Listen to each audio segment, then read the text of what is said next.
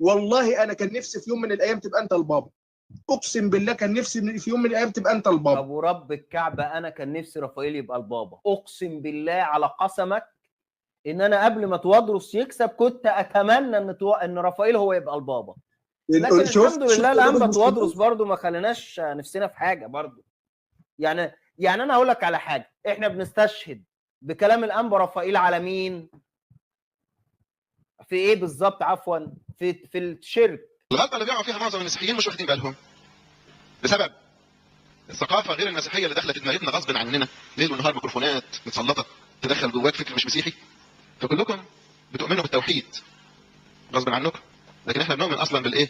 الثالوث، الاب غير الابن غير الروح القدس، ده الايمان المسيحي، بس الثلاثه واحد في الايه؟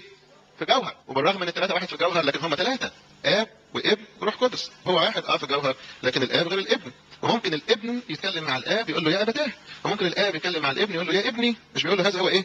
ابن الحبيب. مش انتوا حافظين الايات دي؟ صح. والكلام توادرس في التحريف، يعني بصراحه الناس بس هيعملوا لنا ايه يا جماعه تاني؟ مظبطيننا. هو برضه الانبا توادرس ما اثرش معاكم يا جماعه؟